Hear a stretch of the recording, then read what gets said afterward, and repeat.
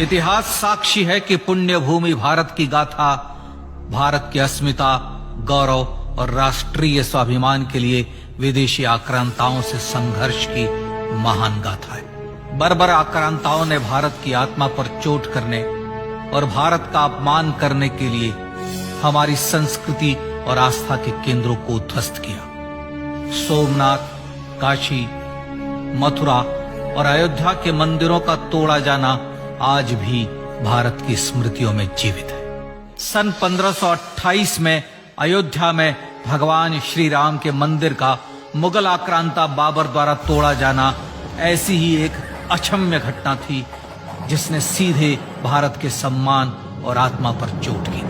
कारण साफ था, अयोध्या के श्री राम के मंदिर पर आक्रमण भारत की आत्मा पर आक्रमण था। जहां हर भारतीय के रोम रोम में राम बसते हैं, वह भारत यह अपमान कैसे सहता। राम मंदिर पर आक्रमण भारत को आहत कर गया था। विदेशी हमलावर अपनी बर्बरता दिखाते गए और भारत अपने आत्मगौरव को फिर से पाने के लिए संघर्ष करता रहा। भारत रामलला के जन्म स्थान पर बाबर के नाम पर बने एक ढांचे को देखता और उसे हटाने का संकल्प लेकर शक्ति संजोया करता। हिंदू समाज आत्मसम्मान के रण में डटा रहा और लगातार हमलावरों द्वारा बनाए गए बाबरी ढांचे को हटाने के लिए लड़ता रहा। सरयू कई बार रक्त से लाल हुई। कभी स्थानीय शासकों ने तो कभी साधु संतों और राम भक्तों ने राम जन्मभूमि की मुक्ति के लिए अपने प्राणों की आहुति दी। 74 बार युद्ध हुए। हम कुछ मोर्चे हारे, पर रण जीतने का संकल्प कभी कम नहीं हुआ। हिंदू समाज तलवारों से रक्त रंजित हुआ, पर उसने हार नहीं मानी। उसका संकल्प अजेय था। 15 अगस्त 1947 को देश की आजादी के साथ सैकड़ों सालों से चले आ रहे इस संघर्ष में नई ऊर्जा और एक नया मोड़ आया। अचानक 23 दिसंबर 1949 को बाबरी ढांचे में श्री राम लला प्रकट हुए। हजारों राम भक्त दर्शन के लिए उमड़ पड़े। तत्कालीन प्रधानमंत्री पंडित जवाहरलाल नेहरू ने उत्तर प्रदेश सरकार को श्री राम लला को विवादित ढांचे से हटाने का आदेश दिया। उत्तर प्रदेश सरकार ने अयोध्या के कलेक्टर को यह काम दिया और यह निर्देश भी कि जरूरत पड़ने पर वे बल का प्रयोग भी करें। अयोध्या के कलेक्टर ने सरकार को उत्तर दिया कि यह नरसंहार के बिना संभव नहीं है, और फिर भी वह ऐसा चाहती है तो किसी दूसरे कलेक्टर से यह काम करवा ले। परिणाम स्वरूप रामलला की मूर्ति वहीं विराजमान रही। विवादित ढांचे को बंद कर दिया गया। केवल पुजारी को सेवा अर्चना के लिए भीतर जाने की अनुमति थी। फिर भी राम भक्त विवादित ढांचे के बाहर से प्रभु श्री राम की आराधना करते रहे। भारत के हिंदू समाज के लिए चुनौतियां और बढ़ गई। मामला अदालत में गया। विपक्षी दलों द्वारा अदालत में भगवान श्री राम के अस्तित्व पर सवाल उठाए गए। उनके अयोध्या में ही जन्म लेने का प्रमाण मांगा गया। भारत का जनमानस अब आहत हो उठा था। आजाद भारत में भी हिंदू समाज को अपनी आस्था और श्रद्धा के लिए संघर्ष करना पड़ रहा था। चुनौतियों के इस समय में सन 1984 में विज्ञान भवन दिल्ली में विश्व हिंदू परिषद ने धर्म संसद का आयोजन किया। इस संसद में देश भर के संतों ने राम जन्मभूमि की मुक्ति के लिए आह्वान किया और राम जन्मभूमि मुक्ति यज्ञ समिति का गठन किया। धर्म संसद ने राम जन्मभूमि की मुक्ति और वहां भगवान श्री राम के भव्य मंदिर बनाने के भारत के जनमानस के संकल्प को फिर से दोहराया। विश्व हिंदू परिषद के नेतृत्व में मंदिर निर्माण के लिए पूरे देश में अभूतपूर्व आंदोलन की शुरुआत हुई। श्री राम जन्मस्थली मुक्ति यज्ञ समिति के साथ देश भर में राम जानकी की रथ यात्राएं निकली। राम लीलाओं में राम कथा के माध्यम से भारत का आम जन फिर से जुटा। अब सबके मन में एक ही प्रण था, एक ही लक्ष्य था। अयोध्या में जन्मभूमि पर भगवान श्री राम के भव्य मंदिर का निर्माण। सन 1989 में विश्व हिंदू परिषद द्वारा गांव-गांव से रामशिला पूजन करके अयोध्या भेजी गई। 2,75,000 गांवों से रामशिलाएं अयोध्या पहुंची। भव्य राम मंदिर के शिलान्यास का निर्णय हुआ। पूज्य संत महात्माओं और हिंदू समाज के अन्य प्रमुख नेताओं के निर्णय के अनुसार अनुसूचित जाति के प्रमुख नेता श्री कामेश्वर चौपाल ने 9 नवंबर 1989 को मंदिर निर्माण का पहला पत्थर रखा। राम जन्मभूमि पर मंदिर निर्माण के लक्ष्य की पूर्ति के लिए सन 1990 में सोमनाथ से अयोध्या के लिए श्री लाल कृष्ण आडवाणी ने रथ यात्रा की शुरुआत की। देश में जन भावनाओं का ज्वार उमड़ने लगा। श्री लाल कृष्ण आडवाणी के रथ यात्रा के साथ साथ मंदिर के लिए जन समर्थन बढ़ने लगा और छद्म सेकुलरवाद बेनकाब होने लगा। इस जन आंदोलन को रोकने की तमाम कोशिशें हुई पर सब व्यर्थ हुई। विश्व हिंदू परिषद ने देशवासियों से अयोध्या में जन्मभूमि पर मंदिर निर्माण के लिए 30 अक्टूबर और 1 नवंबर 1990 को कार सेवा का आह्वान किया। परिणाम स्वरूप लाखों राम भक्त कार सेवा के लिए देश के कोने कोने से अयोध्या आए। इससे देश की एकात्मता का विराट दर्शन हुआ। कार सेवकों को रोकने के लिए उत्तर प्रदेश के तत्कालीन मुख्यमंत्री श्री मुलायम सिंह यादव ने अयोध्या में परिंदे को भी पर न मारने देने की घोषणा की। स्थितियां गंभीर हो गई। अयोध्या से 100-100, 200 किलोमीटर दूर रेलगाड़ियां रोक दी गई। अयोध्या युद्ध भूमि बना दी गई। मार्ग बंद, रेल बंद, चप्पे चप्पे पर पुलिस।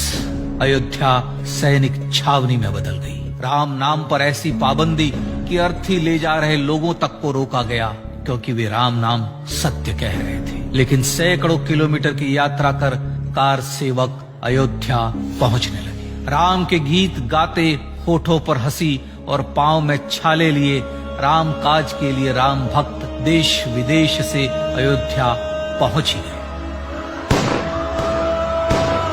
कार सेवकों पर गोलियां चली। अनेक कार सेवक शहीद हुए। आजाद भारत में जन्मभूमि पर राम मंदिर के लिए कार सेवकों ने फिर एक बार अपना बलिदान दिया, पर कार सेवकों ने विवादित ढांचे पर भगवा फहरा ही दिया और इस तरह कार सेवा सफल हुई। श्री राम जन्मभूमि आंदोलन ने भारत की सुप्त आत्मा को झकझोर कर जगा दिया था। विश्व हिंदू परिषद ने फिर एक बार 6 दिसंबर 1992 को कार सेवा का आह्वान किया।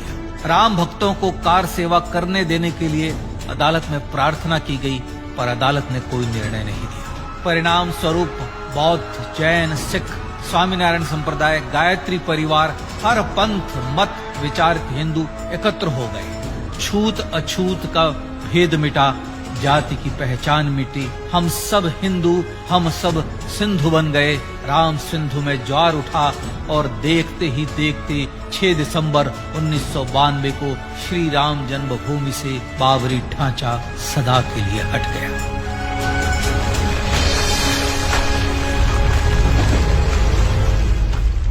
यह क्षण शौर्य, न्याय और सत्यमेव जयते का क्षण था।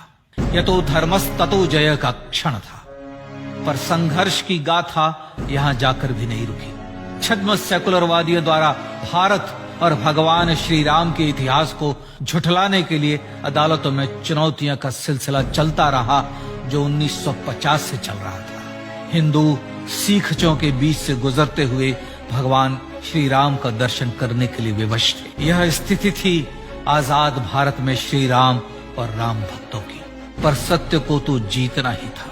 आखिरकार देश के सर्वोच्च न्यायालय के 5 जजों की खंडपीठ ने 9 नवंबर 2019 को ऐतिहासिक निर्णय दिया और यह कहा कि अयोध्या जन्मभूमि परिसर की पूरी 67 एकड़ भूमि रामलला की। और न्यायालय ने भारत सरकार को जन्मभूमि पर मंदिर बनाने के लिए एक ट्रस्ट बनाने का आदेश दिया। सर्वोच्च न्यायालय के आदेश के अनुसार भारत सरकार ने 5 फरवरी 2020 को श्री राम जन्मभूमि तीर्थ क्षेत्र नाम के ट्रस्ट का गठन किया और राम जन्मभूमि न्यास की भूमि जो सरकार द्वारा अधिग्रहित की गई थी, उसे ही नवनिर्मित न्यास को वापस दे दिया गया। 5 अगस्त 2020 को भारत के प्रधानमंत्री श्री नरेंद्र मोदी ने श्री राम जन्मभूमि तीर्थ क्षेत्र के अध्यक्ष पूज्य महंत नृत्य गोपाल दास, राष्ट्रीय स्वयंसेवक संघ के पूज्य सरसंघ चालक डॉक्टर मोहन भागवत एवं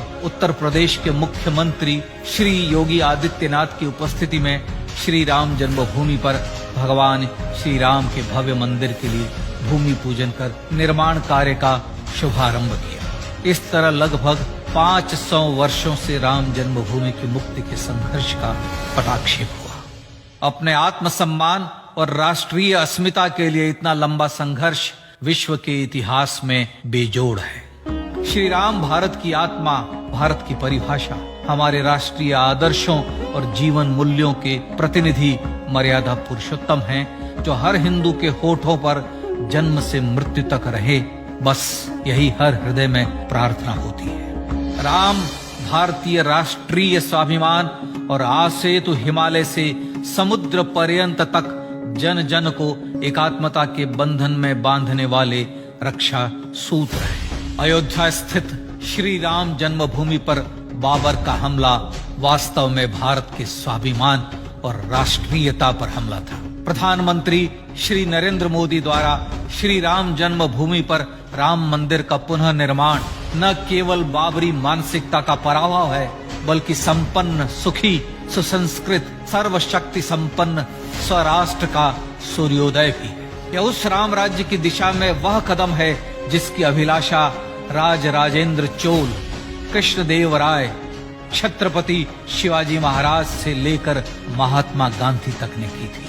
अयोध्या में जन्मभूमि पर भगवान श्री राम का मंदिर न सिर्फ राष्ट्रीय गौरव होगा, बल्कि वह श्री राम के आदर्शों का राष्ट्र मंदिर होगा। अब वह महान संकल्प पूरा होने जा रहा है। आइए इस राम यज्ञ, राष्ट्र यज्ञ में जिन ज्ञात और अज्ञात भारतीयों ने अपनी आत्माहुति दी है, उनका पुण्य स्मरण कर उन्हें श्रद्धांजलि दी।